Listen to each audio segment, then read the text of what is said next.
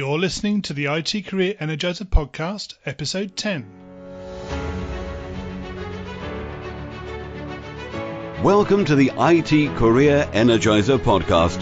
For anyone who wants to build and grow a career in IT, develop and improve your strengths and skills, be inspired and motivated by the successes of others, manage your career progression, and achieve your IT career goals.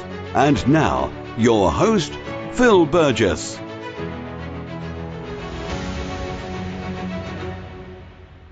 Hi, Phil here, and welcome to the IT Career Energizer Podcast, where I chat with inspiring IT professionals, consultants, and experts from around the world each week. You'll find full show notes for this week's and all previous week's episodes on the website, which you can find at itcareerenergizer.com. And please remember to subscribe to the podcast in iTunes to get new episodes downloaded automatically every Monday. And now let's get underway with this week's episode. My guest on the IT Career Energizer today is Darlene Brown. Among many things, Darlene is a Business Process Analyst. Other strings to Darlene's bow include keynote speaking, facilitation of leadership training workshops, and personal development coaching. Darlene says that her primary purpose is empowering others to increase their confidence and self-belief. So Darlene, can you give us maybe a little bit more about yourself and fill in some gaps? Oh, absolutely. So let's see. I've been in the technology industry for about 25 years, a little bit more than 25 years. And I went into technology at a time when it was really new and up and coming. And I thought this would be a great career opportunity. This would be something worth me investing education dollars in, because it would definitely allow me to have what I knew then to be what we call job security. I was assured that if I graduated with a degree in technology, I would be able to land a position and have a long career. Right. And I have to say that when I made that decision, I had no full concept of where technology would take us today, because that was, like I said, about 25 years ago. Yep. However, I love technology. I love what it does for the global world in terms of the way it allows us to connect and share. Case in point, you're in another country, I'm in another country, but we're able to talk and share over an internet, which I think is a great tool because it allows many people who have family, friends, and loved ones to experience each other's life on a day-to-day basis through technology. But I also know that it also comes with great responsibility, and it opens us up to, maybe things that we often don't think about. So it's like anything else. I love eating cake, but I can't eat it every day. Right. Or I wouldn't be so healthy. And I think technology is like that. It's an ever-growing, ever-evolving industry. Yes. It has great room for creative minds and creative ideas on how it can make it better, more robust, more cost-effective, I'll say that. Yep. But also safer and more secure. Yeah, it's an interesting point you make about safety and security, because obviously the more technology evolves, the more security and safety becomes a concern. Yeah, it does. And so while technology is my education and training, and I'm so grateful for it, my passion is definitely empowering other people, and thereby I am an inspirational speaker and a certified personal development coach and a certified training facilitator. And all of those things I love. I love sharing my experience and knowledge and sharing information that leaves other people feeling empowered, re-energized or invigorated about what it is they want to do. The technology always plays a part in it, because it doesn't matter what you do today, you can't get away from it.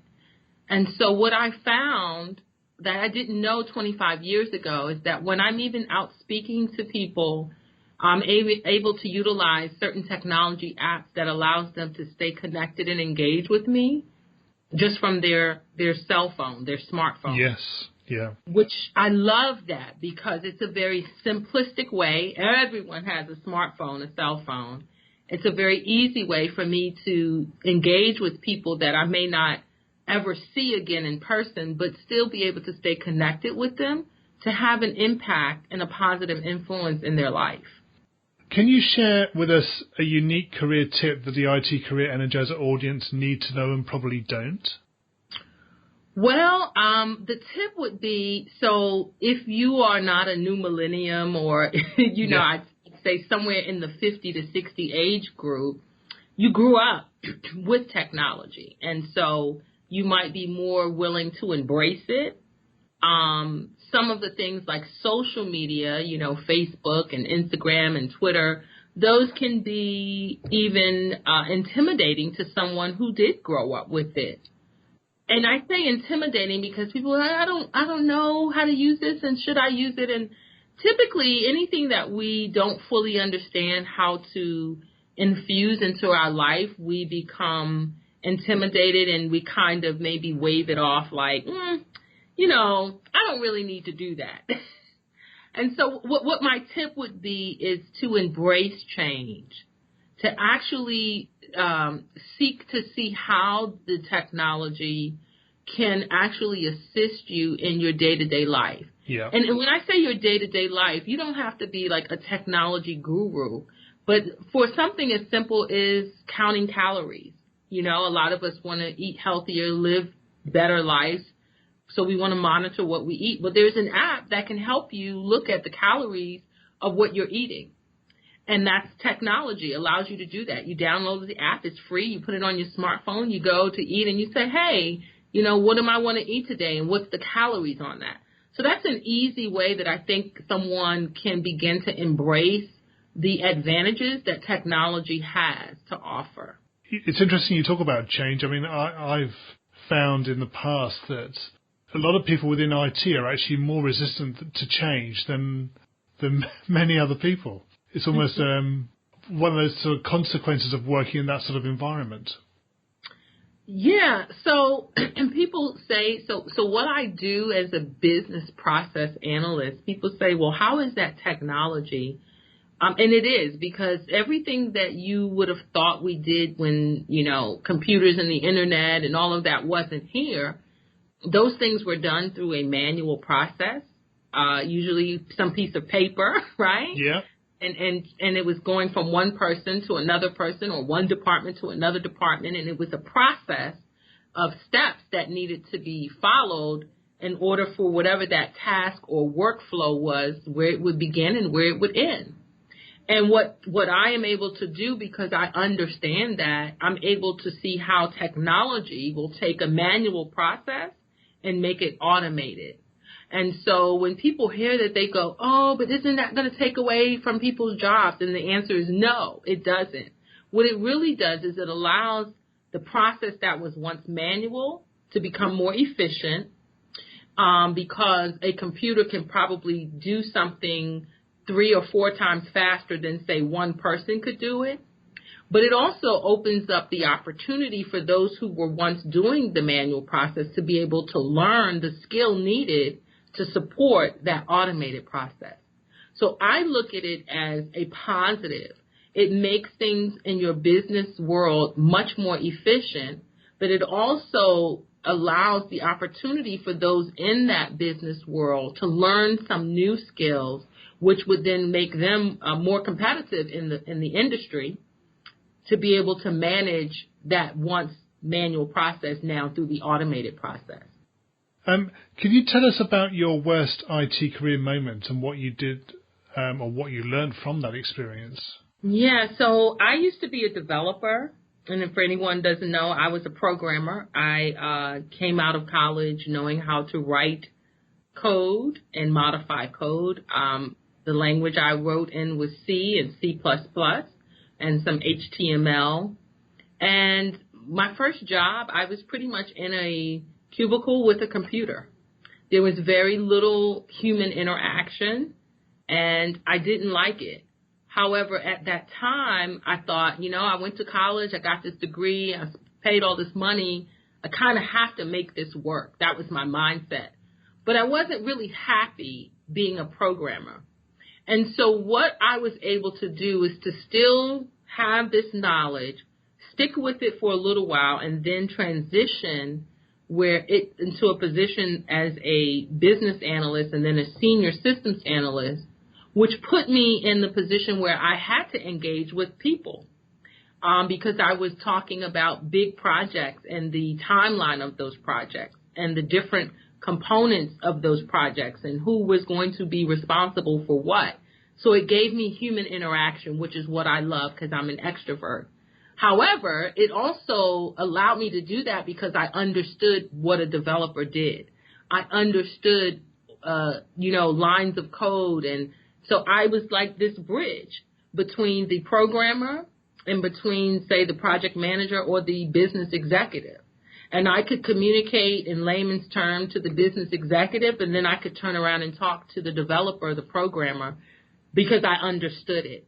So that was I wouldn't say the worst IT career moment, but it was a learning moment. So moving on from that, can you share with us your IT career highlight or greatest success and how you're able to achieve it? Well, once I left being a programmer and moved into being, a business analyst and a senior systems analyst, then I went into being a project manager.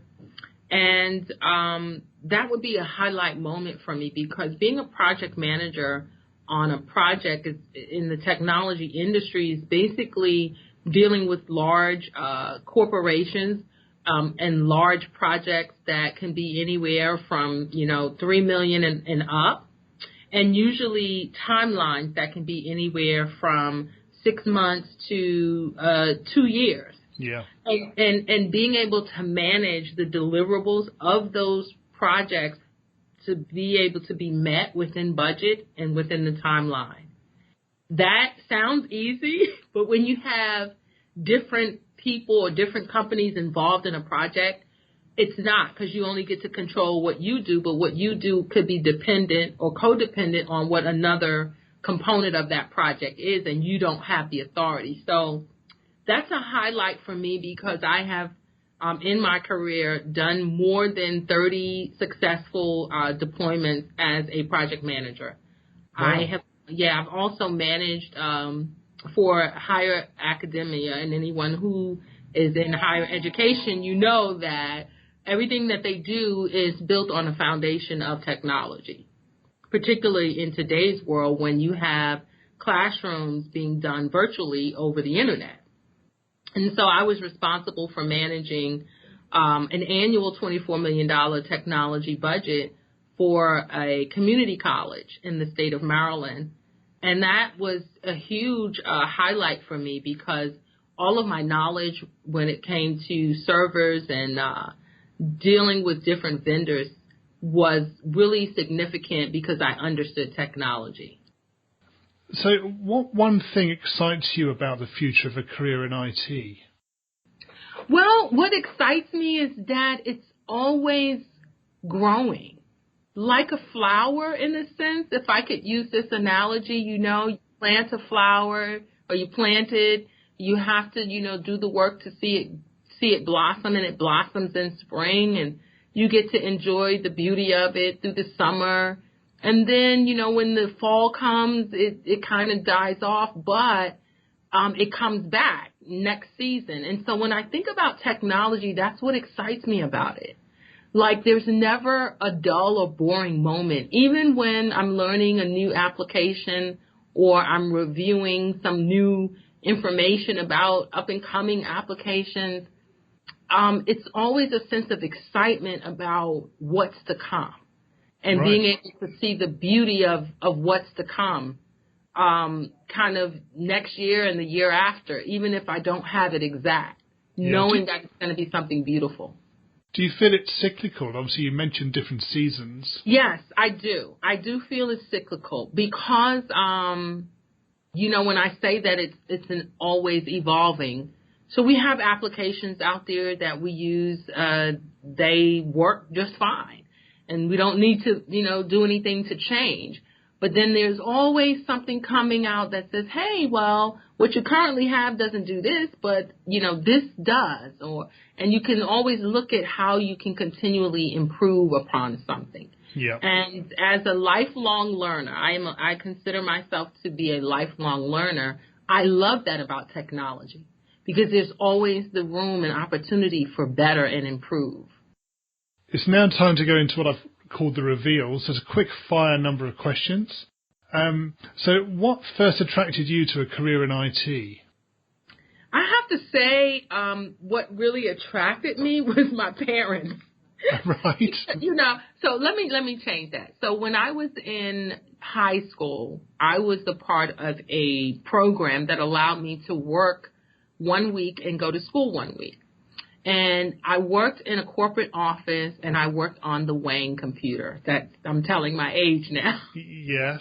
Yeah. So if anybody's listening, you'll know the Wang is very, very old system. And that's what really first probably piqued my interest because I was learning about it while I was still in high school. So when I came to graduate high school and I thought about what I wanted to do, I was torn between a field of technology and a field in journalism. And it was my parents that said, I think you would do better if you were in technology because it's the wave of the future.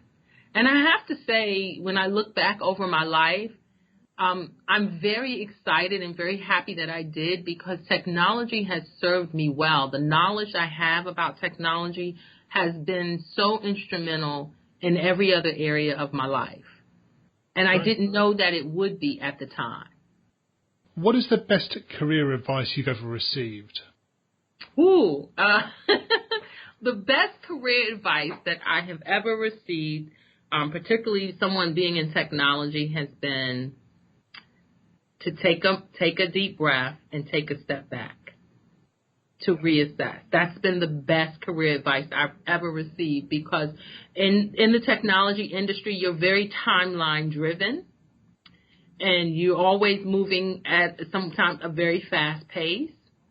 And when you run into challenges, you are so intent on resolving and getting to meet your deadline that you don't allow yourself to take a deep breath and step back, which is very valuable. And why it's been the best career advice for me is because when I do that, I'm able to come back to whatever that circumstance or situation is with a fresh pair of eyes.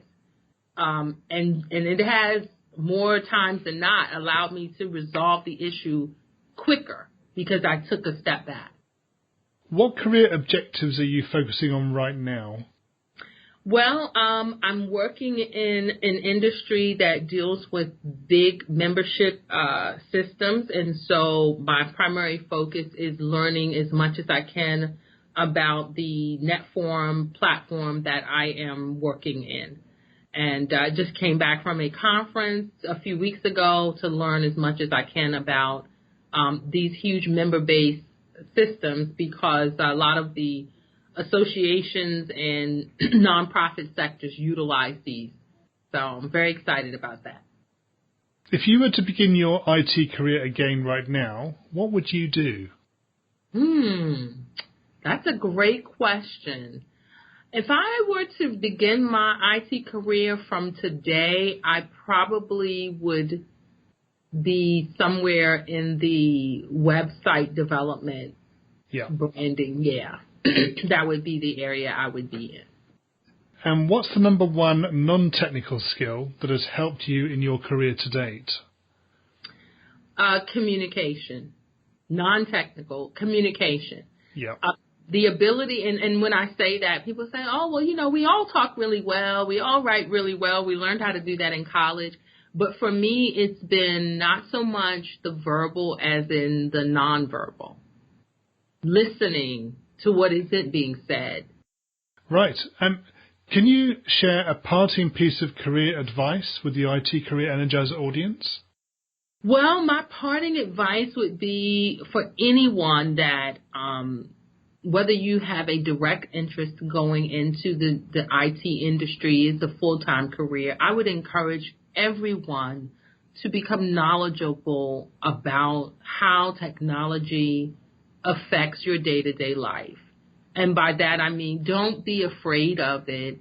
Don't be intimidated, but truly embrace it and see it as something really great and see all of the amazing, wonderful things that technology has done to allow everyday people to have a better life, whether you're in the healthcare industry, whether you're in education, whether you're in the automobile industry, whether you're an author and you publish books. Technology is involved in every one of them. Yeah. So embrace it, seek it out where you can, and just enjoy the benefits of how technology allows your life to be lived in a greater way. And finally, what's the best way that we can find out more about you and connect with you? You can find out about me. I'm on LinkedIn.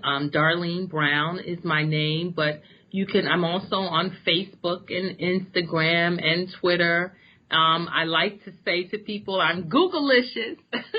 You can Google my name and I will come up and you can have access. My website is divineempowerment.org. Divineempowerment.org. You can visit my website. But I see myself as someone that's been given great opportunities to learn so much about life that I'm always willing to share information and be a vessel of light and inspiration to others. Darlene, thanks so much for joining me on the IT Career Energizer podcast today. It's been great talking with you. Well, thank you. I really appreciate you extending the invitation to have me share with your listening audience, and I wish you much success as you continue to do this work. Thanks for tuning in to the IT Career Energizer podcast. I really hope you enjoyed this week's great chat with Darlene Brown. As mentioned at the beginning of the show, full show notes, including links to resources discussed, are available on the website, which is itcareerenergizer.com/E10. And while you're at the website, I'd really appreciate you leaving me any feedback you have about the podcast. The more I learn from you, the more I can improve the show. In next week's episode, I'll be talking with Michael Lynn, author of the book Career Advancing Secrets for Tech Leaders. So until then, have a great week. Thanks for listening to the IT Career Energizer podcast. To find out more about building a successful career in IT, visit itcareerenergizer.com.